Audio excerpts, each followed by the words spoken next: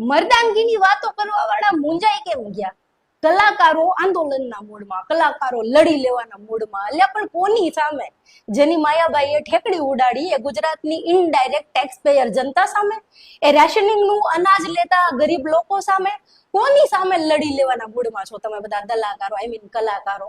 રાજભા ગઢવીએ પોતાનું દુઃખ વ્યક્ત કરતા મીડિયાને કહ્યું કે જ્યારે હોય ત્યારે કલાકારોને ટાર્ગેટ કરવાના, કલાકારો કઈ બોલે નહીં તોય ગાળો દેવાની. આ મુદ્દે કેમ નથી બોલતા, પેલા મુદ્દે કેમ નથી બોલતા? તો સાંભળો રાજભાઈ, તમે નેતાઓની ગુડ બુકમાં રહેવા માટે સરકારની ચાપલૂસી કરો છો, તમે સરકારી ડાયરા મેળવવા માટે સત્તા પક્ષની વાહવાહી કરો છો, ભગવો લહેરાઈ જેવા ગીત ગાઈને સત્તા પક્ષ માટે પબ્લિસિટીનું કામ કરો છો. એટલે લોકો તમને પૂછે છે કે જ્યારે ખેડૂતના ખેતરમાં થાંભલા નખાય ત્યારે કેમ નથી બોલતા? અમારા ઘરોમાં સ્માર્ટ મીટર નાખવામાં આવે ત્યારે કેમ નથી બોલતા? અમારા બાળકો ડિગ્રી લઈને આંદોલન કરે, બેરોજગારી ઉપર કેમ નથી બોલતા? ગરીબી મોંઘવારી વિરુદ્ધ કેમ તમારા મોઢામાંથી શબ્દ નથી નીકળતો? તમે રાજકારણ વિશે બોલવાનું બંધ કરી દો, દલાલી છોડીને ખાલી ડાયરા કરો, તમારા કામથી કામ રાખો એટલે કોઈ તમને નહીં પૂછે. કોઈએ અત્યાર સુધી એવા કલાકારોને કઈ કહ્યું છે જે દરેક રાજકીય બાબતોથી દૂર હોય? પણ તમારે તો રાજકીય રોટલા શેકવા છે, નેતાઓની ગુડ બુકમાં રહેવું છે, સરકારી ડાયરા કરવા છે, અને પછી એવું ઈચ્છો છો કે જનતા તમને સરકારના દલાલ ના કહે તો શું કહે? બીજું કે આજે વિરોધ કરવા વાળા છે એમને રાજભા ગઢવી કહે છે કે 500 લોકોની ટોળી છે, બાકી અમારા ચાહકો તો કરોડોમાં છે. બોલો, કરોડોમાં. 1 કરોડનો 1% રાજભા 1 લાખ થાય, અને 1 લાખનો 1000. પણ તમારા સમર્થનમાં તો 1000 લોકો નથી આવ્યા. તમારા કરોડો ચાહકોનો 1% વર્ગ ના આવ્યો, 0.01% વર્ગ ના આવ્યો. 10-12 દલાકારો આઈ મીન કલાકારોએ મળીને સમર્થનની જે પોસ્ટ કરી છે એમાંય 5 જણાનું સમર્થન નથી. બોલો, અને તમે કહો છો કે અમારા ચાહકો છે કરોડો, અને તમે સમર્થન શેનું કર્યું? માયાબાઈએ જે ઠેકડી ઉડાડી એ વાતનું. તમે માયાભાઈનું સમર્થન કર્યું હોય તો જાણી લો કે માયાભાઈનો કોઈ વ્યક્તિગત વિરોધ જ નથી કર્યો. એમણે જે ગરીબોની ઠેકડી ઉડાડી એનો વિરોધ કર્યો છે. એમની વાતનો, એમની ઉડાવેલી ઠેકડીનો વિરોધ છે, એમનો વ્યક્તિગત નહીં. તો શું તમે ઠેકડીનું સમર્થન કર્યું છે બધાએ? અને રહી વાત બીજા અરબો ખરબો કમાઈ એના વિરોધની, તો અમે તમારી જેમ ખોટા લોકોની ભાટાઈ નથી કરતા. બધા ભ્રષ્ટાચારી નેતાઓ, અધિકારીઓ, ઉદ્યોગપતિઓનો વિરોધ અમે કરીએ છીએ, એમને સવાલો અમે પૂછીએ છીએ. તમારા જેવા દલાલો આઈ મીન કલાકારોનો વિરોધ હશે. ભીખુદાન ગઢવી, ઈશ્વરદાન ગઢવી, દિવાળીબેન ભીલ કે આજની પેઢીના આદિત્ય ગઢવી વિશે એક શબ્દ તમને અહીંયા વાંચવા કે સાંભળવા નહીં મળે. અને ભૂલ માણસથી થાય ભાઈ, પણ ભૂલને સ્વીકારવાની હોય, માફી માંગવાની હોય, બીજી વાર ધ્યાન રાખવાનું હોય, સામું ના પડવાનું હોય. આવું કરવાથી શુદ્ધ ગુજરાતીમાં, કાઠિયાવાડી ભાષામાં આપણે ભૂંડા લાગીએ. અને છેલ્લી વાત, ચેટ જીપીટી ની મદદથી એક ફોટો બનાવીને તમારી જે 10-12 જણાની ટોળકી સમર્થન કરતી ઉતરી આવી છે, અને મારી વિનંતી છે કે તમારામાં જે તાકાત અને એકતા છે ને આ ગુજરાતની જનતાને બતાવી દો. ડાયરાઓનો સંપૂર્ણ બહિષ્કાર કરી નાખો અને આ અમરણાંત ઉપવાસ ઉપર બેસી જાઓ. પણ આ વખતે તમે ગુજરાતની જનતાને સબક શીખાવી દો. બસ ઉતરી જાઓ આંદોલન પર, રેલીઓ કાઢો, આ અમરણાંત ઉપવાસ કરો. હું પ્રોમિસ કરું છું, આવીશ તમારું આંદોલન કવર કરવા. કલાકારોના ફક્ત વિરોધ જ નથી થતા, કલાકારને યાદ પણ કરીએ છીએ, એની આજે વાત કરવી છે. પરંતુ હાલના લોક સાહિત્યકાર કે લોક ગાયક કલાકારો, એ તમામ કલાકારોનો કામ ધંધો શું છે એની મારે આજે વાત કરવી છે.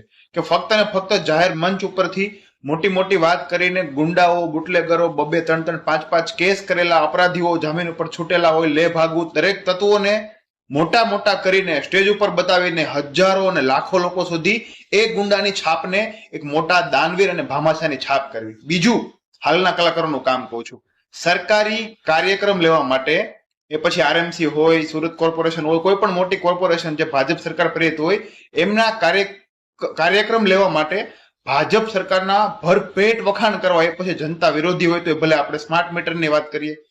ત્યારબાદ આ બધા કલાકારોનું હંમેશાથી જનતા તરફનું વલણ નહીં, જનતાના વિરોધમાં સરકાર જે નિર્ણય લેતી હોય એમને પ્રમોટ કરવા સરકાર પાસે કેમ સારું બનવું એ કારણ છે.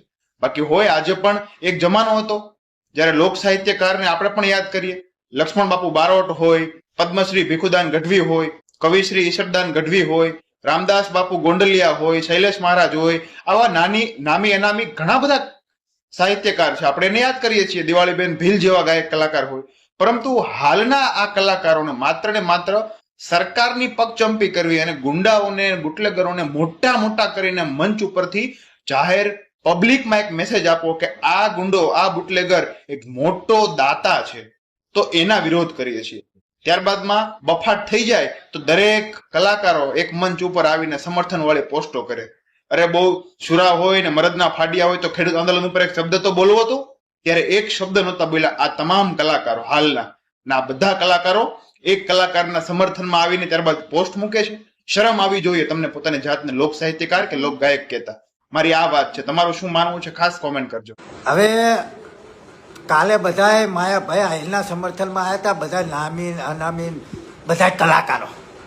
હવે આ તો સારું બપોર પછીની રજા હતી, 11 વાગ્યા પછીની, એટલે કદાચ અત્યારે બધા કલાકારો મિટિંગ કરશે અને કાલ રવિવારની રજા છે એટલે નવરો દાડો. કોઈ કલાકારને ભોત્યો ભય બોલાવે નહીં, કારણ કે ગુલામ કલાકારને કોણ બોલાવે.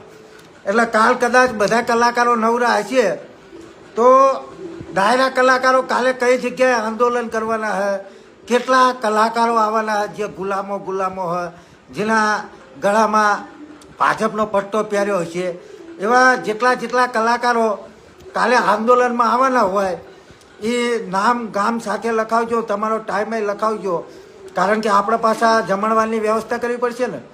એટલે જે તમે રેશનના ઘઉંની વ્યવસ્થાની વાતો કરતા હતા તો અમે તમારા હાથે એ જ રેશનના ઘઉંની વ્યવસ્થા કરી દેવી, કારણ કે અમે બધા ગરીબી, અમે ખેડૂત પુત્ર પણ ગરીબી, રેશનના ઘઉંની વ્યવસ્થા અમે તમારા માટે કરી નાખવી. બીજું શું કહેવું, કારણ કે માનવતાની દ્રષ્ટિએ અમે તમને ભૂસ્યા નહીં રાખવી. એટલે બધા જે કાલ ગુલામ કલાકારો જે બધા આંદોલન કરવાના હોય એ તમારું નામ સાથે જણાવજો, એટલે રેશનના ઘઉંની વ્યવસ્થા અમે તમારા માટે કરી નાખી. કારણ કે રેશનમાં જે ઘઉં આવે ને એ આ ખેડૂત જગતના તાત, જગતના બાપ પકવેલા જ ઘઉં આવે, કારણ કે રેશનના ઘઉં કોઈ કોમ્પ્યુટરમાં પાકતા નહીં. એટલે ગુલામ કલાકારો તમને ખાસ કરીને હું કહીશ કે જેટલા બેહવાના હોય આંદોલનની અંદર એ તમે નામ સાથે જાહેર કરજો કે અમે આટલા ગુલામો છીએ અને આટલા આંદોલનમાં બેહવાના ન્યાય માટે, તો ઘઉંની વ્યવસ્થા થઈ જશે, રેશનના ઘઉંની. બરોબર ને મિત્રો? એટલે સાચું લાગે તો બને એટલો વિડીયો આગળ શેર કરો. જય જવાન, જય કિસાન.